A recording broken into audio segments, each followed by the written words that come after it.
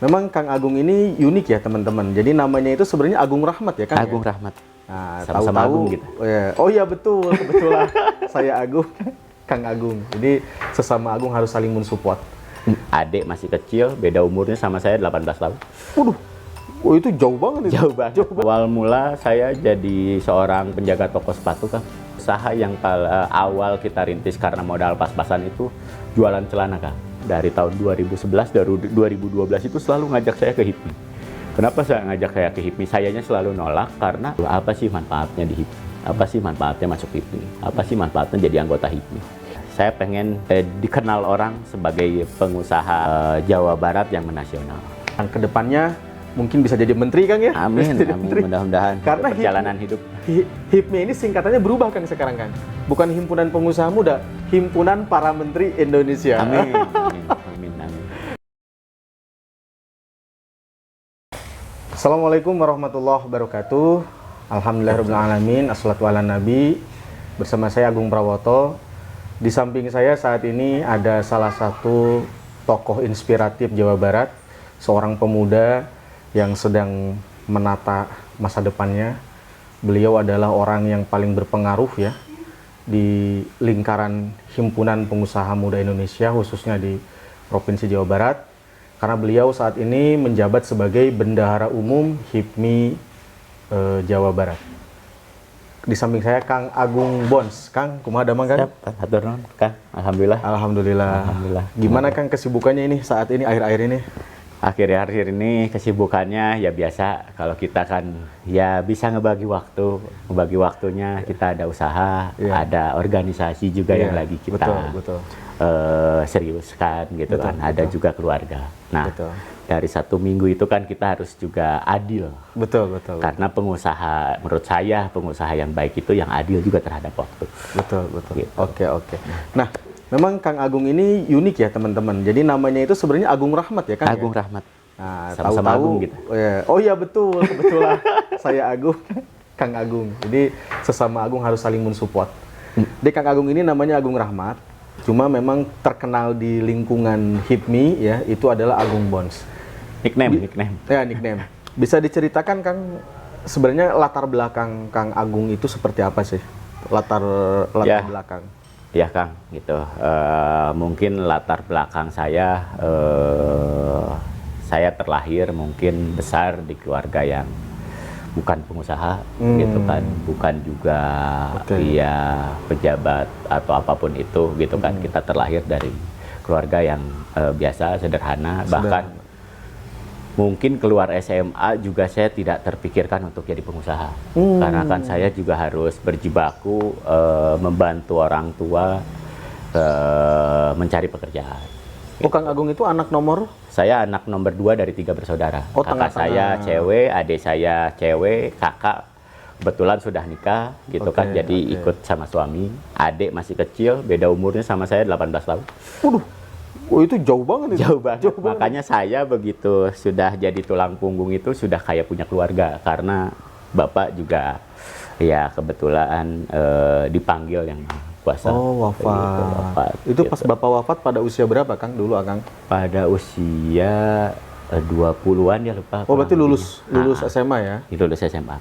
Bapak wafat, ya berarti otomatis Kang Agung jadi tulang punggung keluarga. Ya alhamdulillah gitu. Makanya kita juga ya ikhtiar gitu kan, doa orang tua juga alhamdulillah terkabulkan terus. Mungkin bisa sampai di saat ini juga, ya itu salah satu doa orang tua juga mungkin. Berarti memang ketika jadi tulang punggung akhirnya itu jiwa usahanya jadi terbentuk ya? Ya, saya ceritakan mungkin ini juga awal mula kerjaan juga saya kan tidak terpikirkan sedikit pun untuk jadi pengusaha. Betul. Tapi di beberapa waktu seiring saya bekerja, ya beberapa kebijakan-kebijakan saya yang dirasa itu kebijakan-kebijakan kayak seorang pengusaha. Karena selalu dapat goal-goal yang diinginkan. Di situ terpikirkan kenapa nggak saya sendiri saja mencoba atau menjajaki jadi pengusaha langsung. Dulu kerja apa modal Kang? Seadanya. Awal dulu kerja apa dulu? Awal mula saya jadi seorang penjaga toko sepatu Kang. Oh. di bilangan Jalan Merdeka Masya Allah. di Bandung. Betul-betul gitu. luar biasa ini. Alhamdulillah gitu. Makanya saya juga tidak terpikirkan sampai di titik ini jadi pengusaha awalnya. Cuman ada beberapa pemikiran-pemikiran atau beberapa keyakinan kayaknya saya cocoknya jadi pengusaha karena saya punya pemikiran-pemikiran itu. Out of the box lah ya. Out of the box gitu. Pada akhirnya saya buktikan selepas saya keluar kerja merintis gitu kan, memulai usaha dari kecil, ya sampai sekarang saya tidak pernah bekerja lagi di tempat lain. Iya betul Gitu. betul. Ya alhamdulillah sekarang mempekerjakan lah. Dulu bekerja, sekarang Sekarang mempekerjakan. membuka lapangan pekerjaan Betul. buat saudara-saudara dan Pekerjaan. orang lain. Memang bisnis Kang Agung tuh apa aja sih Kang sekarang yang Itu sedang dulu dijalankan? sebelum usaha saya bekerja dulu, beres bekerja, usaha yang awal kita rintis karena modal pas-pasan itu jualan celana Kang. Celana apa tuh? kalau Celana di- jeans. Oh, jeans ya. Ya, celana jeans gitu. Dulu saya keluar itu masih punya tabungan hasil kerja gitu kan. Itu yang saya jadiin Pakai modal. beli bahan, bikin di tempat orang, kita ngerjain maklunin, sendiri, maklunin dimaklunin. gitu kan. Terus nge-washing juga ke tempat orang. Kalau jeans tahapannya banyak gitu, lebih rumit sebenarnya. Berarti ini Kang Agung tidak beli jeans jadi ya, tapi Tidak beli jeans membuat jadi, dari tapi nol. saya Ya? ngebuat produk yang beda dari orang lain. Apa tuh bedanya itu apa tuh? Ya Bisa mungkin disebut dulu beda? dari bentuk gitu kan, dari motifnya Oke, gitu kita oke. jadi pembeda saja. Karena Oke. saya lihat kalau sama-sama aja ya orang juga Biasa-biasa ya. tidak akan tertarik gitu. Terus laku tuh. Alhamdulillah laku tuh celana itu, karena dulu juga karena mungkin ada basic saya di fashion, toko sepatu dan betul. lain-lain. Jadi apa yang saya kerjakan itu, apa yang saya buat itu produknya, teman-teman sekitar alhamdulillah pada suka juga. Dimulai dari situ. Jadi saya makin pede juga untuk terus ngembangin usaha itu. Oke. Lalu di kemudian hari akhirnya pola bisnisnya saya rubah karena capek membuat produk terus. Saya capek gitu. Saya mikir kenapa nggak kita cari market yang sifatnya pesennya langsung besar, skalanya langsung besar. Nah itu tuh kemana gitu. Sedangkan saya sudah pada saat waktu itu saya udah punya tempat produksi sendiri kan. Oh, jadi karena Gitu. Jadi sudah berkembang tidak maklun tidak lagi. maklun ke orang. Iya, karyawan sudah punya, tim desain sudah, semuanya sudah punya, sudah lengkap. Jadi di situ awal mula saya pede untuk menjual sesuatu yang lebih besar. Itu skala Daripada besar. jual ke konsumen mending jual ke Ya maksudnya deh kan kita biasanya jual satuan. Gitu kan, baik atau di toko juga atau Iya. segala macam gitu. Nah saya pengennya biar kita juga nggak mikir terus produk, karena sukses tidaknya itu kan kita perkembangannya juga harus makin kreatif terhadap produk itu sendiri. Nah waktu itu sempat juga jenuh gitu kan, wah capek gitu kan, harus produk apa lagi, harus bikin produk apa lagi, harus bikin produk Oke, apa lagi, oke. karena harus terus pembaruan namanya. Emang berapa tahun Kang dulu di celana jeans itu? Celana jeans itu kurang lebih 2 sampai 3 tahun. Lama juga ya, Tapi lumayan. udah mulai saya nerima juga pembuatan produk lain selain celana. Karena kapasitas mesin gitu kan yang kita punya juga untuk semua produk. Konveksi intinya Konveksi ya. lah gitu. Alhamdulillah setelah saya jualan door to door, teman ke teman punyalah konveksi dan karyawannya. Setelah itu Kang, setelah konveksi akan Setelah ekspansi ke konveksi apa tuh? gini, ini juga agak unik. Dulu kan saya juga tidak pernah terpikirkan lagi untuk usaha yang lain. Di tahun 2011 konveksi saya lagi tinggi-tingginya, lagi melesat, lagi bagus-bagusnya. 2011. Kebetulan saya mau pengembangan bisnis, penambahan lagi divisi yang lain, tapi di divisi konveksi juga gitu, di usaha konveksi juga, tapi divisinya yang berbeda. Tanya pengen nyari nyablon sendiri karena saya belum pernah nyablon. punya tempat sablon gitu. Oke. Saya cari sambil cari, karena alhamdulillahnya kita sudah punya keuntungan yang ditabung. Daripada saya masih bingung, mending belikan aset dulu tuh. Saya pengen investasi di aset saja. Oke. Daripada Awal uang, nyari-nyari yang iya. murah gitu kan, kemana-mana ada tempat tabungan saya disimpan di bank. Rekan bank memberi tahu, kenapa nggak beli saja aset lelangan. Situ kan saya awalnya. Oke. Awam. Pada akhirnya saya mempelajari Kenapa harus aset lelangan? Karena aset lelangan itu nilainya setengah harga dari harga pasaran. Katanya, wah menarik sekali gitu kan. Ternyata saya ikut tidak segampang itu. Ternyata yang ikutan juga banyak. Wah. Gitu. Iya. Tapi di situ saya justru ngelihat ada insting bisnis saya juga di situ terpanggil lagi gitu. Mungkin ini bisa dijadiin bisnis justru gitu kalau kita sudah tahu formulanya gitu. Saya ulik, saya racik, dapat formula itu, saya jadiin bisnis kedua itu ya di aset properti. Jadi kita beli aset properti dengan harga yang tadi setengahnya, saya renovasi atau kita bangun lagi kalau memungkinkan dengan harga jualnya gitu kan, lalu kita lepas jual. Nah ini enaknya yang waktu itu pada saat saya di bisnis properti itu, bisnis yang tidak perlu dijaga tiap hari atau di-maintain tiap hari. Betul. Kalau aset kan ya yang penting kita sudah pasarkan, tinggal tunggu saja yang beli. Iya. Gitu. Jadinya tetap masih bisa fokus di usaha utamanya. Oke. Itu jauh sebelum HIPMI berarti ya? Jauh sebelum HIPMI karena saya itu ingat saya betul ada teman saya namanya Yuda Darun dari tahun 2011 dari 2012 itu selalu ngajak saya ke HIPMI. Kenapa saya ngajak saya ke HIPMI? Sayanya selalu nolak karena tolak ukur HIPMI ini menurut saya luar biasa. Saya malu kalau masih usahanya konveksi, Kang. Oh. Gitu dulu tuh makanya saya belum pede lah gitu dulu karena saya tahu dulu di HIPMI itu kan tolak ukurnya ada sosok Sandiaga Uno di umur 30-an udah jadi orang kaya gitu kan, orang sukses, punya apa aja gitu segala macam. Itu mungkin tolak ukurnya di situ. Oke. Pada akhirnya ya 2018 saya juga diajak lagi teman gitu ya. Teman itu juga kita tahu sama-sama usahanya gitu kan. Nah itu mulai pede mau ikut. Akhirnya saya gabung dengan HIPMI Kota Bandung lewat ada itu namanya Kang Pardi dulu Bendahara. Iya, Kang Pardi. Tuh. Berarti itu waktu zamannya Tum Surya ya? Tum Surya. Saya masuk di era kepemimpinan Tum Surya. Waktu itu di bagian apa, Kang? Saya di kompartemen aset kebetulan karena ya konveksi menurut saya kalau saya ngambilnya kompartemen yang bidangnya pakaian mungkin udah banyak di Kota Bandung. Iya. Jadi saya ngambil di kompartemen aset sama Tum Surya. Oke, berarti itu Akang waktu itu posisi konveksi jalan. Konveksi jalan. Properti jalan. Oke, luar biasa. Nah, sampai sekarang konveksi gimana, Kang ini? Konveksi alhamdulillah masih berjalan, cuman sudah diserahkan ke rekan. Jadi saya cuma sebagai komisaris saja di konveksi. Jadi sudah berjalan sesuai sistem lah ya? Sesuai sistem saja, karena kan konveksi kan juga naik turunnya luar biasa ya. Betul. Gitu kan. Makanya karena mungkin saya lebih fokus ke yang lagi saya kejar juga sih. Oke.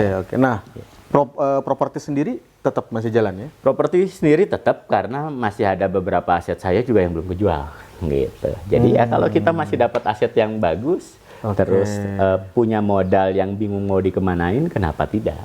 Kalau properti ini karena kan sepanjang orang mencari hunian kan pasti dibutuhkan sebenarnya. Betul. Asalkan jangan ada lagi krisis-krisis lainnya seperti kayak kemarin gitu kan, karena kehambat semuanya. Kan. Memang COVID ini kemarin sampai membuat orang banyak yang ngejual aset, Kang ya. Betul. Ya, tapi bos properti sebenarnya dengan COVID kemarin enak tuh bisa membeli aset dengan harga murah. Kayak saya, jadinya kita ini ngeluarin dana dipakainya untuk hal-hal yang seperti itu sifatnya yang tadi angkanya lagi jatuh turun. Di saat dana ini juga kalau kita sebutnya pengusaha ini uang dingin ini lagi santai kita beli. Ya ini ada ngerucut juga ke salah satunya saya punya tambang juga bagian dari COVID sebenarnya. Oh, nah betul. Nah sekarang Kang Agung kan juga bisnisnya itu sekarang ditambang, Kang ya. Nah itu sejak tahun berapa Kang tambang itu, Kang? Ya, saya ceritakan dulu ya, mungkin biar enak juga biar pada tahu keuntungan berHIPMI ini seperti apa. Oke, nah ini itu juga betul. ada bagian dari saya berHIPMI sebenarnya. Betul. Oh, gitu. Jadi tambang mah ini justru dari berHIPMI ya? Iya, dia peluang itu adanya dari saya semenjak memulai berHIPMI. Oh gitu Kang ya. Jadi tambang ini justru dari HIPMI ya, berkah ya intinya ya. Ya gitu, ya kita banyak relasi dan segala macam. Ya bangunnya ini keuntungan juga menurut saya berHIPMI ini kita banyak manfaatnya ya gitu. Ya akses permodalan, akses relasi, akses pertemanan, akses kolaborasi bisnis gitu. Itu ada di HIPMI semua gitu. Makanya ya pintar-pintarnya kita juga melihat peluang itu kan sebenarnya gitu. Tahun berapa itu Kang tambang mulainya kan? Tambang itu 2022. Jadi gini, sebelum ke tambang saya 2018 juga banyak kolaborasi bisnis dengan teman-teman HIPMI. Sebelum masuk HIPMI? Iya, 2018 tuh saya banyak lah gitu. Ada beberapa kerjaan yang kita sering kerjain bareng. Terus yang paling kena dan sampai sekarang juga ada, mungkin salah satunya Cafe Lima Rasa ada di Jalan Braga. Itu salah satunya juga bisnis barengan kolaborasi dengan teman-teman HIPMI. Betul. Terus saya juga punya klinik laboratorium waktu itu gitu kan, hasil COVID dulu. Karena kita ngelihat peluang satu-satunya untuk kita survive bisnis ya di kesehatan. Waktu COVID itu. Waktu COVID itu juga kolaborasi dengan teman-teman HIPMI, salah satunya Ketum Surya, Ketua Pardi gitu kan. Nah itu berkat HIPMI, kolaborasi HIPMI. Beres dari situ ada peluang yang lain yang kita lihat orang-orang di saat mungkin orang-orang kan sedang jatuh semuanya juga terkendala dana, bahkan mungkin di proyek pembayaran yang tidak banyak yang tidak terbayarkan gitu kan. Nah salah satunya tambang ini juga kebetulan dulu saya karena ada yang kita kerjain di ngebangun dari properti itu kan kita juga ada divisi ngebangun sendiri juga ya di divisi konstruksinya. Gitu. Betul. Nah waktu itu saya ingat betul pernah beli batunya di tambang yang sekarang saya miliki. Oh belinya di situ. Belinya di situ, gitu kan. Begitu ada kebutuhan lagi, kita mau ada pembangunan lagi, tiba-tiba tambangnya katanya menawarkan untuk kerjasama atau dibeli saja, seperti itu. Karena kebetulan orang tambangnya mungkin lagi butuh uang mungkin ya? Betul gitu, butuh partner awalnya, butuh uang segala macamnya ya. Alhamdulillah lah sekarang saya jadi di tambang itu juga punya kepemilikan saham 85%. Oh, orang itu malah jadi 15% kepemilikannya? Orang itu ya minoritas lah. Kurang lebih. Berarti atau kalau kayak gitu mah sudah hampir jadi pemilik full ya? Alhamdulillah sekarang pemilik mayoritas. Kepemilikan seperti itu. Nah, awal muasal akuisisi atau kita mulai ke dunia pertambangan itu di 2022 Kang awal. Oh berarti baru ya? Baru banget. Kita 2022 pemberesan dulu sistem dan lain-lain. Untungnya pemilik sebelumnya juga masih memberikan market atau pelanggan-pelanggan yang dulu dikasihkan juga ke saya. Jadi begitu memulai penjualan itu sudah enak. Tidak dari nol ya? Tidak dari nol. Gitu. Karena yang lamanya itu sebenarnya dari 2022 ke 2003 itu perpanjangan IUP-nya karena IUP kebetulan habis juga. Oke. Jumlah karyawan berapa Kang di tambang? Jumlah karyawan itu di tambang sekarang total ada 73 orang. 73 orang? 73 orang. Luar biasa. Semakin nantinya juga semakin kita ada permintaan lebih banyak lagi ya kita tambah lagi mesin, mungkin bisa tambah lagi karyawan. Oke. Dan ya mungkin rata-rata karyawan 90%-nya warga sekitar situ kita berdaya. Nah kita peralatannya itu kita beli, kita miliki atau kita sewa itu? Rata-rata kita beli semuanya. Karena tidak ada yang sewa. Kalau sewa nanti tolak ukur ke HPP-nya jadi lebih tinggi. Oke. Berarti total karyawan dengan konveksi, dengan kalau properti ada karyawannya kan? Kalau properti mungkin ada di kantornya saja untuk divisi yang admin lah ya intinya. Jual admin dan segala macam itu nggak banyak, ada 2 orang lah mungkin. Berarti mungkin total karyawan dengan tadi konveksi 100 ada Kang ya? Ya mungkin ada. Ya. Jadi karyawan sampai 100 ya, ini luar biasa, ini bisa ya perjalanan lah. Memberikan kan kita awal hire karyawan aja dari konveksi itu cuma 1 orang, penjahit doang 1 kan gitu. Nah terus ini Kang, terkait sebenarnya HIPMI ini kan berarti wadah yang luar biasa ya buat pengusaha muda ya. Ini coba ceritakan Kang, bagaimana peran HIPMI ya menjadi wadah bagi pengusaha-pengusaha muda, bagaimana nih perannya? Gini, peran HIPMI ini bagusnya ini bukan cuma organisasi di bidang usaha saja, tapi organisasi kaderisasi juga. Mereka jadi paham betul tahapan-tahapan yang harus dimulai. Itu salah satunya memulai usaha sampai dari nol sampai besar itu seperti apa, karena pelakunya pasti rata-rata kalau dari HIPMI itu dari nol semua. Gitu. Lain cerita karena memulai bisnisnya juga rata-rata di umur 20-an mungkin kan gitu. Nah HIPMI ini juga harus jeli juga melihat peluang di HIPMI sebenarnya. banyak opportunity yang bisa kita ambil dari HIPMI. Contoh, HIPMI juga punya rekan atau apa yang dikerjasamakan, contoh bank-bank atau permodalan yang sifatnya venture capital, bank dan segala macamnya ada semua sebenarnya di HIPMI. Tinggal meminta saja arahnya mau kemana. Ini ya rata-rata HIPMI pasti memfasilitasi. Betul. Yang paling pentingnya dari semua itu sebenarnya dari HIPMI ini di relasinya, Kang. Relasinya ini luar biasa sekali menurut saya, gitu. Makanya jadi punya ini, jadi tahu ini, jadi tahu bisnis ini, jadi bisa ngambil peluang ini ya salah satunya karena kita banyak ngobrol di HIPMI. Rata-rata kalau sudah masuk HIPMI itu yang obrolannya biasa kita nongkrong di kafe atau apapun itu jadi lebih mengerucut ke obrolan opportunity atau bisnis gitu. Keunggulan juga di HIPMI. Kebetulan HIPMI juga organisasi yang menurut saya aktif banget gitu. Kenapa aktif banget? Kegiatannya juga banyak, peluang-peluangnya juga banyak gitu kan. Nah itu yang harus dikejar menurut saya. Karena kalau di HIPMI juga cuma daftar, tidak juga melihat peluang itu, tidak bisa mengambil peluang itu juga sangat sayang kan gitu menurut saya. Contohnya saya bisa berkembang, tahu bisnis apapun itu ya berkat HIPMI kan. Karena saya mau bergaul, saya ikut aktif semua kegiatan HIPMI. Makanya saya juga jadi tahu peluang-peluang itu. Betul. Adanya peluang, contoh sama dengan Kang Agung juga barusan gitu kan, tidak pernah terpikirkan sebelumnya, jadi terpikirkan gitu. Ada opportunity itu.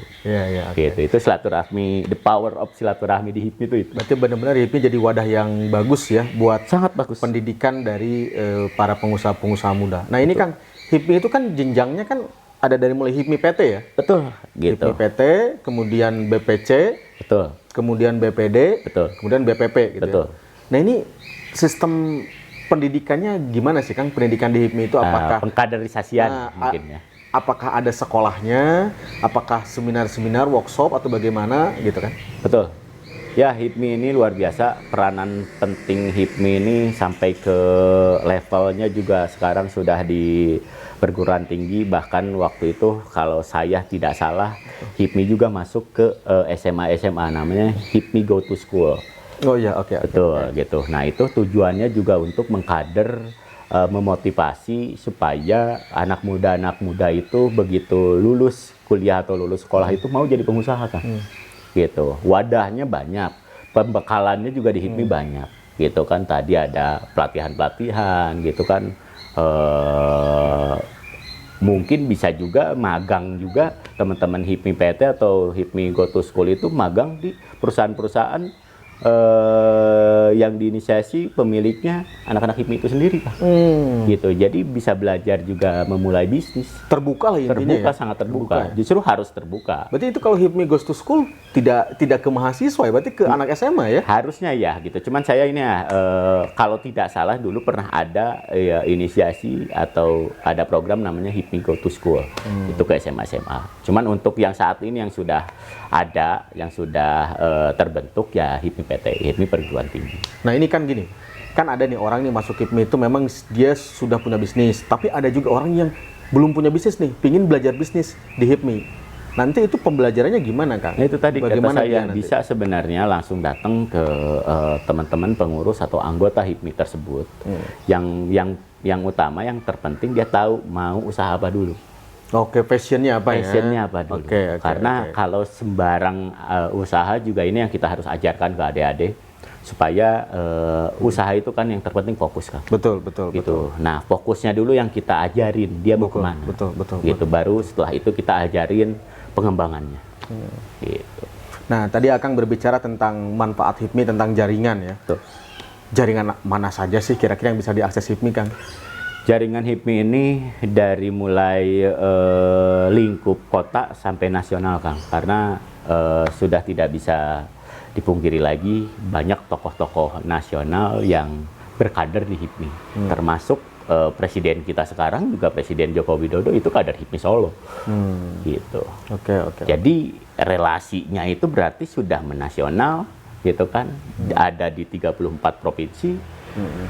Di semua kota kabupaten itu jejaring HIPMI saya juga banyak kalau ke kota-kota lain yang saya cuma bisa tanyakan sebenarnya di teman-teman HIPMI itu sendiri. Nantinya juga ketemu, ngobrol lagi, banyak jejaring lagi tuh kebangun dengan nyebut kita bahwa kita anak HIPMI juga.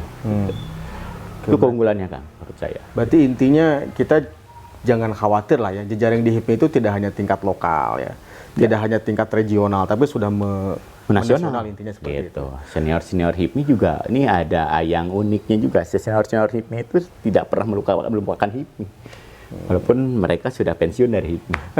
Itu kuatnya HIPMI. Selalu mengayomi ya adik-adiknya. Selalu mengayomi. Makanya umurnya juga kan sekarang udah 52 tahun nih. Oke. Luar biasa. Nah, kemarin HIPMI kan Kang, kita usia 52 tanggal 10 Juni ya. Itu tepat usia 52 HIPMI ya. 52 tahun HIPMI ini sangat luar biasa.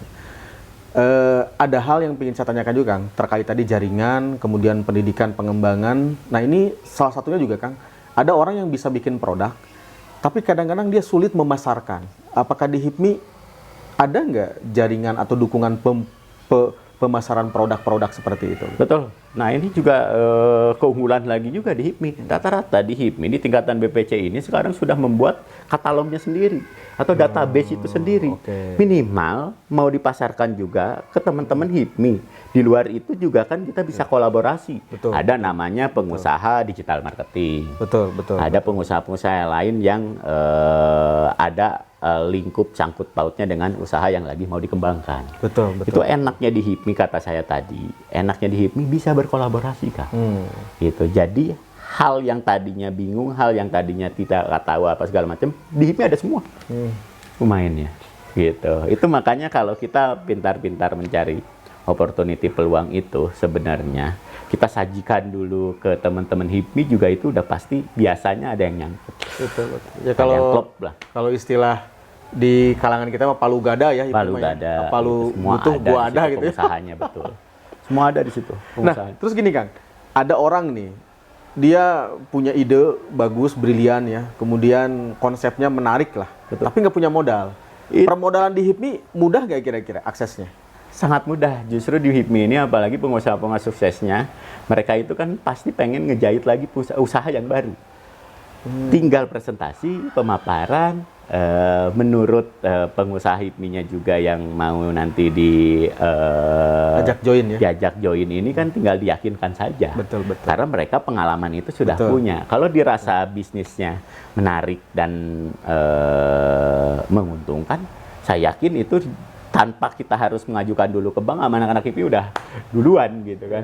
Dimodalin duluan sama anak-anak HIPMI. Dan bank selain tadi investor dari teman-teman HIPMI ya, Betul. Dan bank juga kerjasama dengan HIPMI ya?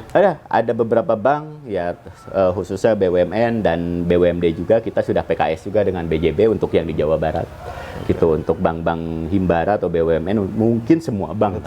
Betul. Gitu. Nah, tadi saya menyambung apa yang disampaikan oleh Kang Agung perihal, saya masih malu nih mau gabung HIPMI karena usaha saya masih konveksi, masih UMKM misalnya. Betul. Nah, kira-kira nih peranan HIPMI untuk mendorong UMKM agar naik kelas bagaimana Kang? Betul, tadi awalnya saya juga kaget, saya tidak pernah tahu, makanya tadi tidak pede, tidak percaya diri untuk masuk HIPMI. Ternyata hal itu tuh di HIPMI justru membantu Kang. Membantu naik kelasnya itu HIPMI punya cara-cara tertentu supaya teman-teman jadinya bisa naik kelas. Contoh gitu, di HIPMI ini kan ada teman-teman yang biasa mengerjakan atau ngekolaborasikan dengan pemodal-pemodal, pendana-pendana gitu kan. Kalau dirasa tadi presentasinya baik, produknya baik, meyakinkan, itu dengan sendirinya juga pasti naik kelas dengan digabungkannya dengan pemodal yang ada di HIPMI sendiri gitu kan. Walaupun tidak dengan anak-anak HIPMI sendiri, HIPMI bisa mengkolaborasikan dengan contoh permodalan di luar bank, ada namanya venture capital, ada ya bagusnya sih dengan bank sendiri itu juga bisa kita yakinkan gitu. Tapi saya yakin kalau idenya bagus, idenya menarik, dan itu sangat menjanjikan, itu anak HIPMI sendiri pasti mau ngeluarin permodalan itu. Gitu. Nggak usah lewat bank ya? Nggak usah lewat bank. Ya, intinya HIPMI ini tidak hanya eksklusif orang-orang yang bisnisnya menengah ke atas ya? Tidak, Tapi justru ternyata saya juga menengah ke dulu bawah persepsi saya juga salah. Oke, Ternyata semua kalangan orang belajar pun ya ini tugasnya HIPMI karena HIPMI ini tempatnya orang belajar. betul, betul. Gitu. Nah, kemudian Kang, terkait kebijakan-kebijakan pemerintah nih, terkait perekonomian. Ini HIPMI, peran HIPMI bagaimana sih?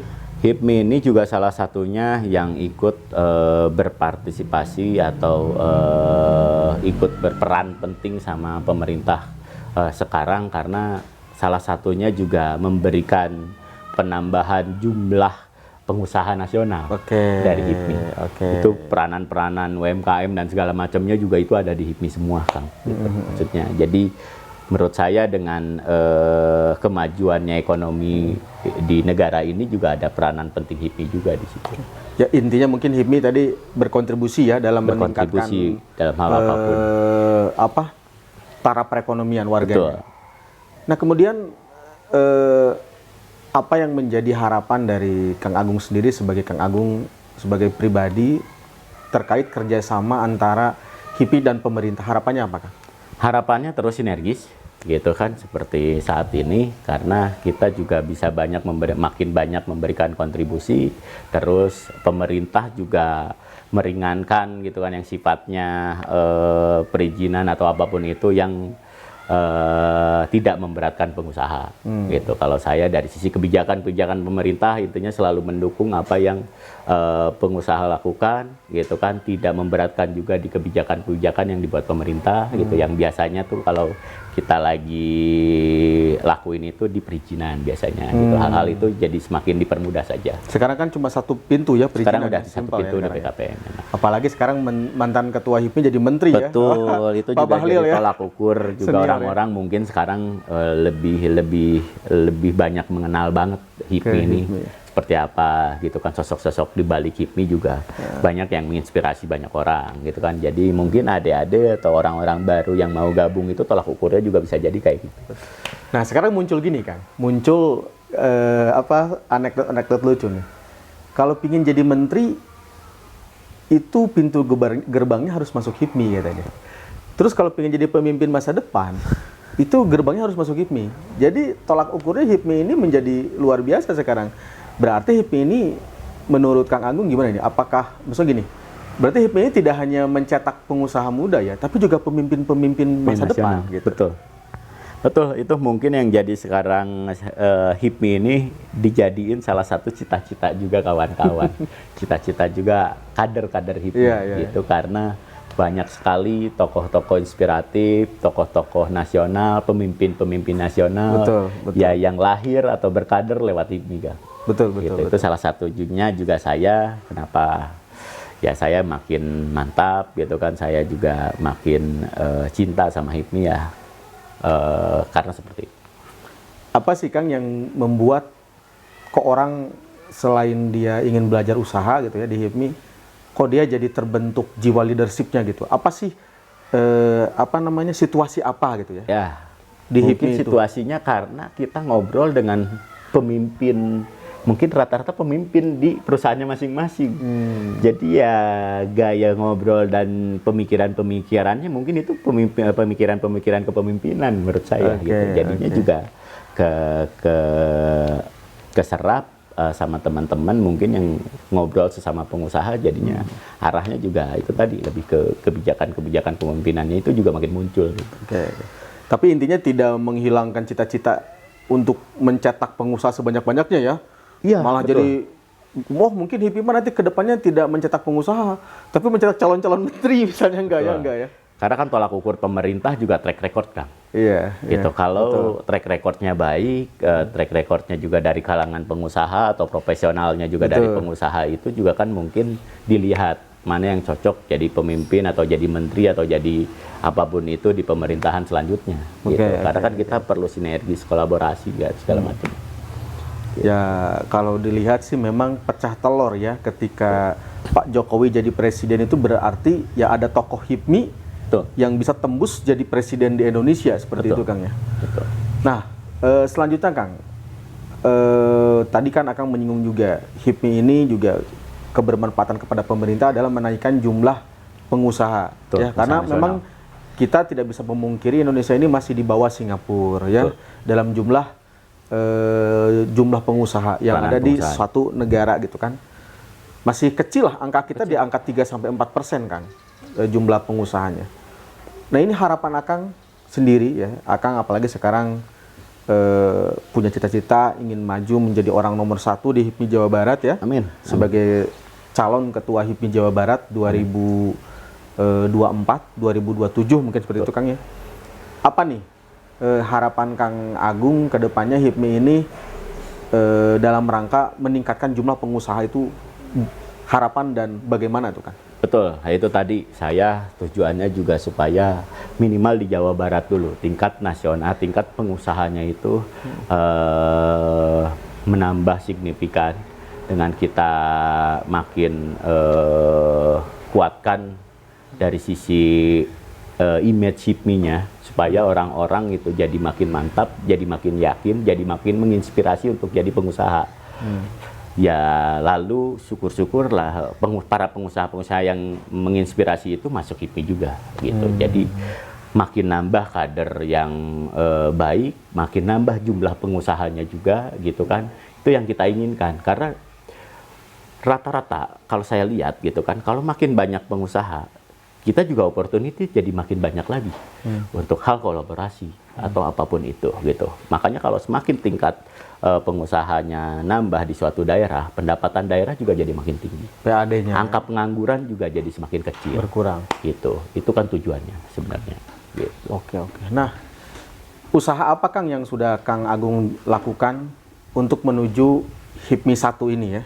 HIPMI Jabar 1 ini usaha apa Kang yang sudah Kang Agung lakukan untuk mencapai menjadi ketua HIPMI lah? Ya, saya sudah keliling, mungkin nggak cuma dari sekarang, saya juga 3 tahun ke belakang juga sudah keliling di 27 kota kabupaten di Jawa Barat. Gitu. Itu juga tujuan saya juga meyakinkan para pengusaha-pengusaha atau kader-kader di BPC itu supaya semakin ditingkatkan lagi jumlahnya. Karena dengan sendirinya saya juga tolak ukurnya juga saya di Kota Bandung, semakin banyak pengusahanya atau semakin banyak kader HIPMI-nya, tingkat kolaborasi atau keuntungan juga di satu daerah atau satu BPC juga makin tambah. Gitu. Jadi orang-orang juga melihat value itu di HIPMI. Gitu kan. Mungkin ya dulu banyak saya juga kadang bertanya-tanya juga gitu, apa sih manfaatnya di HIPMI? Apa sih manfaatnya masuk HIPMI? Apa sih manfaatnya jadi anggota HIPMI? Mungkin itu tadi kan kita sudah diceritakan sebelumnya, banyak banget manfaat di HIPMI. Mungkin orang-orang saja yang belum tahu. Makanya ayo masuk HIPMI dulu, biar tahu manfaat itu. Luar biasa. Nah ini sebelum kita di pertanyaan-pertanyaan terakhir Kang, ini kan tadi Akang sudah keliling nih ya. Kita ketahui calon jadi ketua HIPMI itu sekarang ada 3 orang ya. Kang Agung, ada Kang Egy, ada Kang Haris. Apa sih yang membedakan, kelebihan apa nih yang bisa Kang Agung tawarkan gitu kan? Terus kalau visi misi terlalu panjang lah intinya, apa sih yang akan Kang Agung buat di HIPMI Jawa Barat 3 tahun ke depan? Betul, yang pertama mungkin kalau pembeda dari yang lain, mungkin saya pengusaha yang benar-benar lahir dari nol bahkan minus mungkin kan, karena kita tidak ada basic usaha gitu kan. Yang saya bakal kasih yaitu pengalaman saya selama jadi pengusaha. Itu kan mungkin juga dibutuhkan teman-teman atau kader-kader yang lain supaya tahapan itu tuh seperti apa sih gitu. Kalau saya sudah memberikan bantuannya atau motivasinya mungkin karena saya berpengalaman yang menjalankan. Jadi apa yang saya nanti bakal ajarkan itu ya seril mungkin gitu. Betul. Itu yang terjadi di perjalanan bisnis saya. Terus itu tadi apa yang udah dilakukan lagi untuk HIPMI, ya saya sudah ke 27 kota kabupaten, mungkin tidak sekali gitu kan, sudah sering, dan saya terus meyakinkan bahwa masuk HIPMI ini sangat menguntungkan. HIPMI ini banyak manfaatnya gitu. Coba masuk dulu, kalian bakal kerasa manfaatnya. Nah, saya juga inginnya juga ketimpangan di kota kabupaten, khususnya pengkaderan HIPMI juga ini masih belum seimbang. Saya pengen tujuannya juga supaya keaktifan di BPC juga harusnya makin aktif lagi. Ini keinginan saya, sehingga muncul kader-kader bagus, muncul anggota-anggota baru yang sifatnya jadinya menguntungkan di BPC tersebut. Gitu. Itu dengan sendirinya kalau gini contoh, di kepengurusan, di setiap kepengurusan itu rata-rata orang kadang ngelihat juga isinya ada apa aja, ada pengusaha apa aja, terus karakter orangnya seperti apa aja. Itu kan juga dengan sendirinya kebentuk si HIPMI ini punya value gitu. Nah itu yang saya lagi sekarang yakinkan ke teman-teman di BPC, bila nanti saya terpilih, hal yang utama itu yang terpenting keaktifan. Dulunya juga kalau sifatnya dulu acara-acara di Jawa Barat itu Bandung sentris atau kota-kota besar, nanti mungkin saya bakal beralih polanya. Beralih ke bikin acara di BPC-BPC yang keaktifannya kurang. Gitu. Kan itu pendanaan gitu kan, mungkin IO-nya dan penggeraknya, SCOC-nya itu kan ada di Jawa Barat. Jadi sebenarnya BPC juga tidak dirugikan, bahkan diuntungkan dengan acara skala Jawa Barat, menghadirkan tokoh-tokoh nasional, mungkin jadi dilirik di sekitar pengusaha-pengusaha di daerah tersebut. Betul. Bahkan pemerintah juga jadi makin notice gitu kan. Luar biasa HIPMI sampai bikin acara di daerah tersebut sebesar itu. Gitu. Berarti ini polanya kayak pola Presiden Jokowi ya, membangun Indonesia itu dari desa-desa, dari pedalaman-pedalaman, dari Papua, Kalimantan, tidak hanya Jawa sentris lah ya. Kalau tadi Kang Agung bilang tidak hanya Bandung sentris atau kota-kota besar di Jawa Barat. Wah luar biasa ini Kang Agung. Sebenarnya masih banyak hal yang ingin saya tanyakan, ingin saya gali dari sosok Kang Agung ini, tapi waktu mungkin yang membatasi kita. Insya Allah Kang, lain kesempatan kita bisa sharing-sharing kembali. Terima kasih atas waktunya Kang untuk sharing-sharing pada siang hari ini. Ini daging semua ini. Makasih.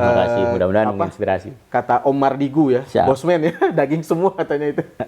Kang, terakhir Kang, goals apa sih dalam hidup yang ingin Kang Agung raih ke depannya? Goals apa? Goals apa? Mungkin saya simpel, saya pengen jadi pengusaha, saya pengen dikenal orang sebagai pengusaha Jawa Barat yang menasional. Simpel itu. Oke, luar biasa. Nah itu, Kang Agung pingin dikenal sebagai pengusaha Jawa Barat yang menasional, yang kedepannya mungkin bisa jadi menteri Kang ya. Amin, mudah-mudahan. Karena perjalanan hidup. HIPMI ini singkatannya berubah Kang sekarang Kang. Bukan Himpunan Pengusaha Muda, Himpunan Para Menteri Indonesia. Amin. Baik teman-teman semua, itu saja yang bisa saya ketengahkan dari narasumber kita yang luar biasa ini. Kita doakan Kang Agung Rahmat dengan apa yang diinginkannya, diceritakannya dalam jangka waktu dekat mencalonkan sebagai Ketua HIPMI Jawa Barat, dikabul oleh Allah Subhanahu wa Ta'ala. Baik, itu saja. Mohon maaf apabila ada kekurangan dan kesalahan. Kita bertemu lagi di lain kesempatan di acara ngopi, ngobrol penuh inspirasi. Sekian. Wal-afu minkum, wallahul muwafiq ila aqwamit thoriq. Wassalamualaikum warahmatullahi wabarakatuh. Kang. Oke, non pisan. Udah beres ya. Karena kan kalau podcast kayak gini ya, maksudnya